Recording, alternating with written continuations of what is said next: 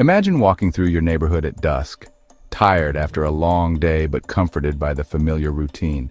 Then, overnight, that routine shatters. The rhythm you've always relied on collapses, and nothing feels normal anymore.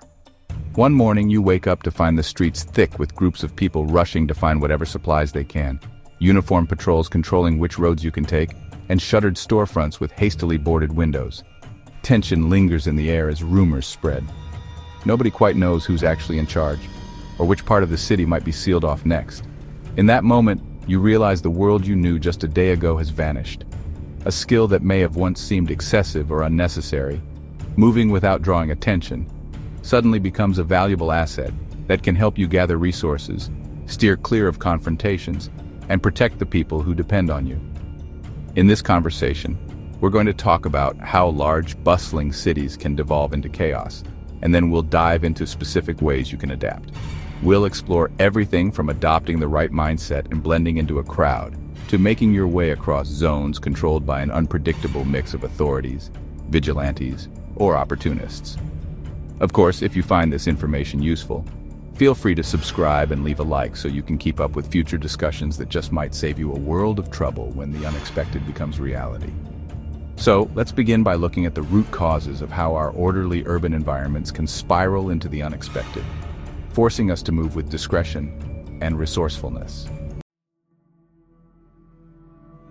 Cities rely on an underlying structure to remain functional, consistent supply lines that fill store shelves with goods, established services like police and fire departments that respond to emergencies, and a sense that, on most days, life unfolds in a predictable pattern. But this balance is more fragile than it appears. When that delicate infrastructure takes a hit, from civil unrest, economic collapse, natural disasters, or any mix of disruptive events, things can unravel fast. One all-too-common source of upheaval is civil unrest, often sparked by social or political flashpoints. Perhaps a controversial law is passed or economic disparity becomes so glaring that protests spread like wildfire. Initially, you might see demonstrations filling the central squares or main thoroughfares. But if local authorities respond heavy-handedly, or if frustration in the crowd boils over, clashes can erupt. The moment violence flares, there's a strong chance that the city will implement curfews or martial law. Military vehicles roll in, patrols become a fixture on busy streets, and checkpoints start popping up with uniformed guards scanning people's faces and rummaging through their bags. Suddenly, the daily routines that once helped you blend into your environment become riddled with potential hazards. Even running out for groceries can involve passing through areas that feel more like a war zone than the streets you used to know. An equally potent threat arises from economic crashes. When inflation skyrockets or banks start folding, people who previously maintained comfortable, if modest, lives can be catapulted into survival mode. Shops might close their doors due to looting or because they simply can't keep their shelves stocked. Tensions simmer as the cost of essential goods spirals beyond the reach of many citizens, while the black market may flourish in hidden corners of the city. This feeds a loop of desperation. Once the official system breaks down, people look to barter or form their own alliances, and the boundaries between lawful and unlawful become murkier by the day. In that kind of atmosphere, moving around inconspicuously can be crucial to avoid being spotted by desperate neighbors or roving gangs who might see you as an easy mark. Sometimes it's not people that deliver the blow. Mother Nature can unleash devastation that levels entire neighborhoods in mere hours. Earthquakes, hurricanes, floods, or any large-scale disaster can obliterate infrastructure, cutting off roads, power lines, and communication networks. In these scenarios, even well-prepared emergency services can quickly become overwhelmed. Relief centers might be set up in stadiums or schools, but they can overflow with displaced citizens or become magnets for crime if supplies aren't distributed fairly. Security forces, if present, might be stretched too thin to keep genuine order, and may resort to strict controls. Or surveillance technology, like drones or static cameras, might be used to monitor movement in certain areas to curb looting or violence. In trying to bring order, these measures can also increase tensions. When entire districts are drowning in chaos, literally or figuratively, being able to slip in and out unnoticed might help you source clean water or extra food, without risking a dangerous confrontation in a public line. Disease outbreaks can sow disarray just as effectively. When a contagious virus or bacterium sweeps through an urban center, the fear of infection can spread almost as fast as the illness itself. Authorities might shut down entire neighborhoods, close off roads with checkpoints where medical staff administer on-the-spot screenings, and enforce strict curfews. At the same time, anxiety can infect local communities, with people growing suspicious of strangers or neighbors who don't appear to be following hygiene protocols. If a rumor takes hold that certain areas harbor more infected individuals, those zones can become no-go territories, policed either by health authorities or by panicked residents who take matters into their own hands. In that climate, moving stealthily is not just about avoiding arrests or aggression, but also about minimizing risk to your health and steering clear of panicked citizens who might lash out if they feel threatened. We can't totally dismiss outright warfare either. Whether an internal conflict or an external invasion can swiftly dismantle everything a city relies on to function. Areas could be occupied by foreign troops or become battlegrounds for local militias. Checkpoints, Idaho verifications, nighttime curfews, and relentless surveillance become the norm. Drone technology, snipers on rooftops, and unpredictable raids turn daily errands into high-stakes missions. A misstep or an incorrect answer at a checkpoint can have life-altering consequences. With multiple factions vying for control, allegiances can shift without warning, making it even more critical to stay in the background, an unremarkable figure slipping through the cracks of a city at war. However it starts, be it political discord, financial hardship, natural catastrophe, epidemic fears, or the flames of war. Once a city's support systems break down, you have entered a world where being unnoticed can be as vital as food and water. The city you once roamed so casually becomes an intricate chessboard of shifting dangers. And on that board, every move you make requires a strategy if you hope to continue unscathed. Once you sense that your city is teetering on the edge of chaos, your mindset becomes your first line of defense. Panic, while understandable, is your greatest liability. When fear takes the wheel, you might act impulsively, making yourself far more visible than you need to be. To counter this, practice simple but powerful grounding techniques, such as measured breathing. Inhale through your nose, pause, then exhale through your mouth in a slow, controlled rhythm. This kind of breathing doesn't just calm your nerves, it lowers your heart rate and steadies your body language, helping you appear composed to anyone watching. Adaptability is another key ingredient of your mental toolkit. It goes hand in hand with a quieter version of confidence. You don't need to march around defiantly, but do move as though you have a clear reason to be where you are. Routine gestures like scanning your surroundings should be subtle, so you don't come across as paranoid. If something shifts, like your planned route is blocked by armed personnel, you should be ready to pivot without missing a beat. This means knowing alternate roads, having a basic mental map of your city, and regularly updating that mental map as the situation evolves. Instead of pinning all your hopes on a single strategy, anticipate disruptions and build contingencies into your plan. Social norms might have to be dialed back in crisis scenarios. Under ordinary conditions, you might nod at neighbors or engage in small talk with shopkeepers. But when tension hangs heavy, drawing unnecessary attention can make you memorable, an outcome you definitely want to avoid. That said, if everyone around you has their heads down, focusing on their own worries, you can blend in by mirroring that demeanor. Overdoing it and refusing eye contact with absolutely everyone can raise eyebrows, so strike a balance. Be unremarkable and natural, reflecting the general mood without calling attention to yourself. Preparation extends into practical territory too. Technology might fail you at the moment you need it most. Power outages can knock out cell towers, or you might choose not to use your phone to avoid location tracking. A detailed mental map of local streets, building layouts, and even rooftop vantage points can be priceless. It's also worth identifying potential safe spots, like parks with thick foliage, abandoned office buildings with multiple floors, or any nooks where you can pause to watch what's going on without being easily spotted. Alongside that, build a low-profile set of gear. Rather than carrying a shiny, high-tech tactical backpack, use a worn-out messenger bag or an everyday backpack that doesn't scream survival kit. Inside, store essentials like water, a compact first aid kit, a multi-tool, and a small flashlight with extra batteries. Choose items that don't make you look like a threat if authorities inspect your belongings. A small bandana or scarf can serve multiple purposes. It can help you stay warm, protect your face from dust or smoke, and even serve as a quick disguise. The core idea is to have what you need while staying under the radar. If your gear looks intimidating or too specialized, That alone can raise suspicion among armed forces or desperate civilians. All these elements, managing panic, staying flexible in your approach, minimizing unnecessary social contact, and assembling nondescript but essential supplies, work together to form a solid base. This foundation enables you to adapt quickly when conditions shift, which they will.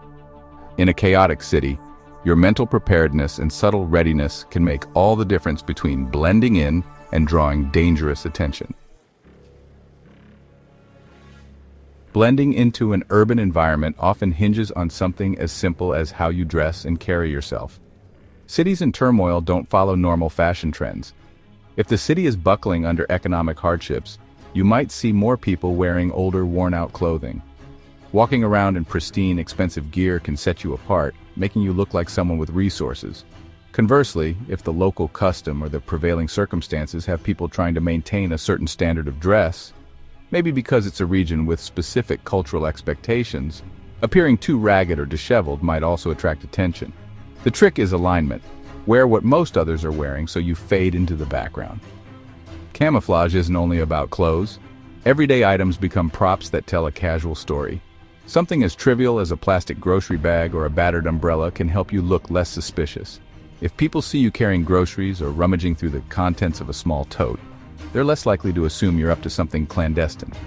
These props can be picked up or abandoned on the fly too. One moment you're the person with a half-finished cup of coffee. The next you've tossed it aside in an alleyway and have changed your sweater to alter your look entirely. Body language is just as crucial. In a city that's stressed out or afraid, residents tend to keep their shoulders slumped and eyes averted. If that's the norm, adopt that posture. If, however, the vibe is one of hurried motion, like a crowd trying to reach a certain destination before a curfew, match that subtle urgency. Keep your strides in line with the people around you and time your glances so you're not constantly scanning the environment in a paranoid way.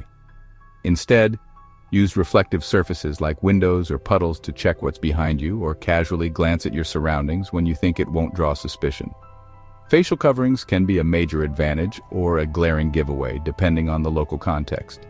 If the crisis is disease-related, everyone might be wearing masks anyway, which can help you hide your identity. But if face coverings are unusual in your area, or if authorities have banned them for security reasons, pulling one on might raise red flags. Similar logic applies to hats, hoods, and scarves. If you're in a cold climate where everyone naturally bundles up, wearing a hood is no big deal. In a tropical setting where hardly anyone does, it can stand out. Don't underestimate small details that make you memorable. A strong perfume or cologne can linger in the air, alerting people to your presence. A t-shirt with a distinctive logo or a jacket with a unique pattern might stick in someone's mind. Even your walk, maybe you habitually limp or favor one side, can be a clue that helps people pick you out of a crowd. Being mindful of all these aspects lets you adjust so that you remain just another face in the sea of weary faces.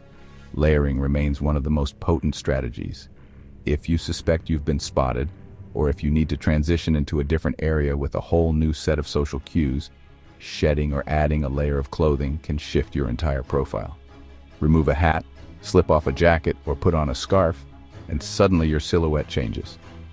Execute these transformations discreetly, like ducking into a dingy side street or a deserted building lobby to switch up your look before emerging somewhere else.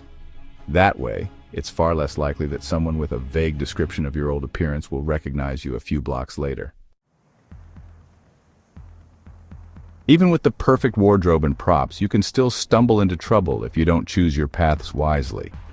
Urban stealth is about reading the terrain in real time and responding to the ebbs and flows of whatever brand of chaos has taken over. Start by thinking about route selection.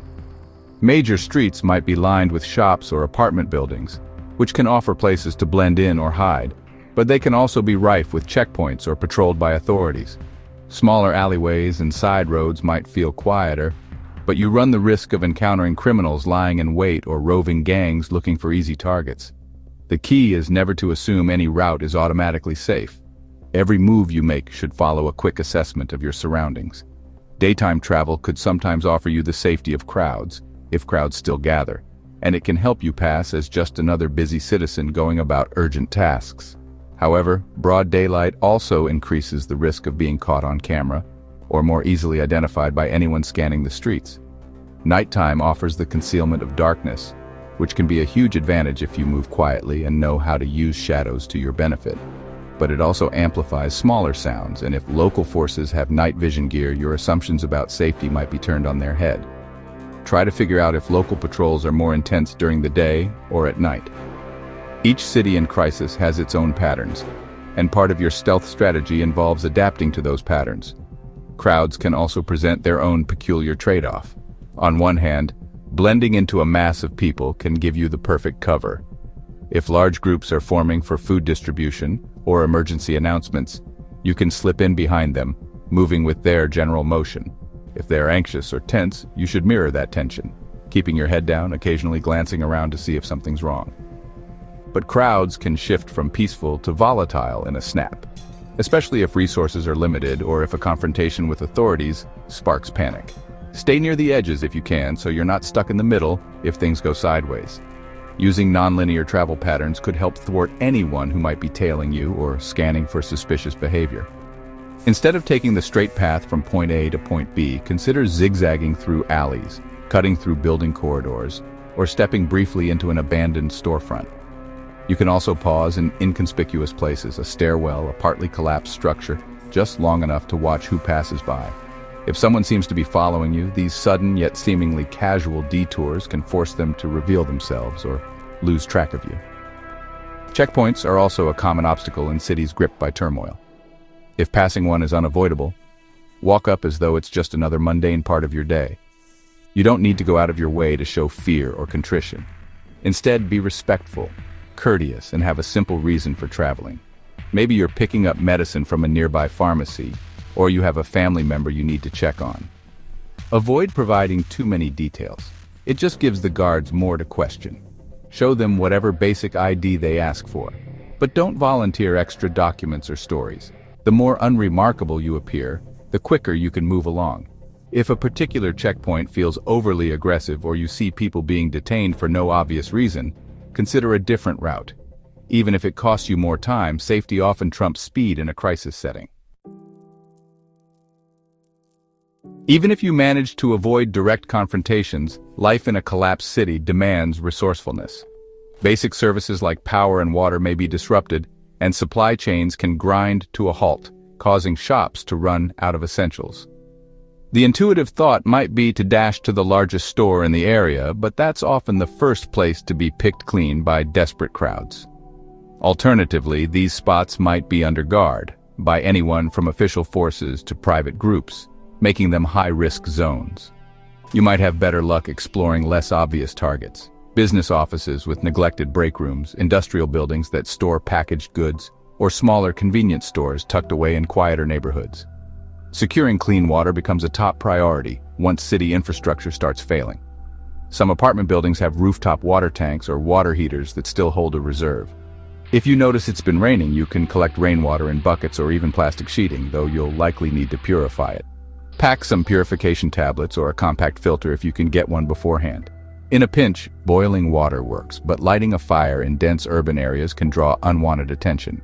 You might have to get creative, like using a small portable stove in a concealed corner of a building, or employing solar methods if the weather is conducive. Every single choice in these situations balances the benefit, clean water, against the risk, the possibility of being spotted. Food, similarly, may become scarce if deliveries stall. Lines for government or volunteer distributions can stretch for blocks, and these gatherings sometimes attract confrontations or theft. If you choose to line up, do so with an unassuming posture. You never want to look like you have more to offer, or a willingness to bribe your way ahead. If, on the other hand, you'd rather avoid these crowds, you can try bartering with small vendors who still have stock or explore overlooked corners of the city where scavengers haven't yet ventured. Stay alert to who's watching. If someone sees you coming out of a hidden spot with a bag of goods, they might follow you for a chance to steal. Shelter also becomes a concern as conditions deteriorate. Government-run shelters may exist, but they can be overcrowded, poorly supplied, or even commandeered by whoever is in power. They're also prime spots for disease transmission in the midst of chaos. If keeping a low profile is part of your strategy, you might opt for a tucked-away space like an upper floor in a half-abandoned building, or a small room in a commercial structure that hasn't attracted a lot of attention. Security is paramount. Always ensure you have at least 2 potential exit routes in case you need to flee. Make a habit of tidying up after yourself, disposing of or hiding any trash or food remnants, so nobody realizes the place is occupied. Healthcare in a city on the brink can be another challenge entirely. Hospitals might be overwhelmed or staffed by skeleton crews under the watchful eye of security forces. If an injury isn't life-threatening, you might be better off handling it yourself with a well-stocked personal first aid kit. Even basic items like bandages, antiseptics, and painkillers can be lifesavers. Scrapes or minor wounds that you'd normally shrug off can turn septic fast if you're traveling through dirty or wet environments. Keep an eye on each other if you're in a small group. Sharing supplies and knowledge about basic medical care can help you avoid a crisis. If the situation demands professional intervention, do your homework before you commit. Not all clinics that pop up during a crisis are run by trained professionals, and some may be fronts for less scrupulous operations. We can't overlook mental resilience either. Enduring day after day of tension, scarcity, and the need for constant vigilance wears you down. Tension can build within family units or small groups, especially if you're living in tight quarters without any private space.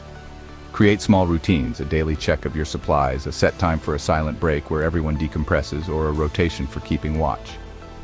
Even a little structure can help anchor you, providing a sense of normalcy in an environment where predictability is rare. Be attentive to signs of emotional burnout in yourself and others. In a city on edge, a clear, calm mind can differentiate the person who finds a discreet path to safety from the one who stumbles into a confrontation. No matter how cautious you are, situations can spiral out of your control. Confrontations may come knocking at your door when you least expect it. In many cases, a measured approach, focusing on de-escalation, can be the wisest first step. If you're surrounded by a group demanding your belongings, showing some willingness to cooperate can spare you the risk of a fight you might not win. Hand over a small share of your goods if it helps you avoid immediate harm. Sometimes appearing too desperate or terrified can fuel their aggression, so aim for a middle ground. A cooperative demeanor that neither challenges them nor reveals hidden resources. If dialogue fails or you sense you're in imminent danger, knowing how to create diversions can be a lifesaver. Urban environments offer plenty of opportunities. Slam a door behind you and wedge something underneath it to slow pursuers, knock over a trash can or a pile of debris to block their path. If you carry small items like coins or pebbles, you can throw them against a wall or into a corner, luring aggressors toward the sound. However, be mindful that any noise might draw even more unwanted attention. Your goal isn't to engage in a brawl. It's to break away while confusion reigns and then melt back into the environment. Checkpoints manned by official forces or by rogue militias are another flashpoint. Approaching such a checkpoint means stepping into a zone where the guards hold all the power. The best outcome often involves not standing out. Comply calmly, present your ID if requested, and keep your story consistent but brief. If they want a bribe, a modest offering can sometimes get you past without further issues. Keep an ear out for the guard's tone. If they're hyper-vigilant, scanning every inch of your bags, or verbally aggressive, consider if there's still time to quietly backtrack and find an alternate route. In a worst-case scenario where you must physically defend yourself, improvised weapons might be your only recourse. A sturdy piece of wood, a broken pipe, or even a tightly rolled magazine can become makeshift protection if you know how to use it. Target vulnerable points quickly: the eyes, throat, or knees. Then make your escape. Sticking around for a prolonged fight raises the chance of others joining in, whether they're opportunistic thieves or armed patrols alerted by the commotion. Every time you resort to force, you risk escalating your profile in the city. Word spreads fast, and you don't want to become the person everyone is looking for. A swift exit often serves you better than a hollow victory that leaves a trail of attention in your wake. Some crises resolve in days, but others can drag on for weeks, months, or even years, fundamentally altering the city's landscape. In such extended breakdowns, you'll need a longer-term plan that goes beyond just finding supplies and avoiding immediate threats. The city's power structures won't stay frozen. Gangs can seize control of certain neighborhoods. Local watch groups might form alliances with official forces, and certain areas might be reclaimed by the government or a relief organization. It becomes an ever-changing mosaic of zones you either can't enter, can move through carefully, or can use as relatively safe havens. Setting up caches around the city can help if you anticipate a prolonged crisis.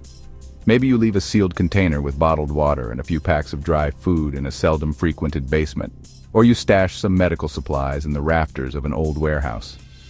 Mark these locations with subtle identifiers, like a small scratch on the wall or a piece of tape tucked into a corner, so you can relocate them later.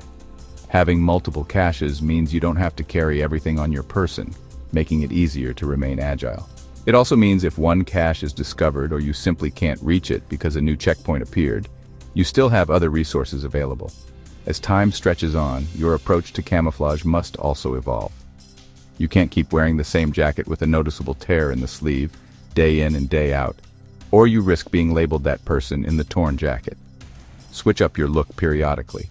A different jacket, a hat, or even a subtle change in how you style your hair. You might occasionally adopt the vibe of someone from a different walk of life, particularly if the city is diverse. If you have enough familiarity with local dialects or languages, you can use that skill to morph your persona.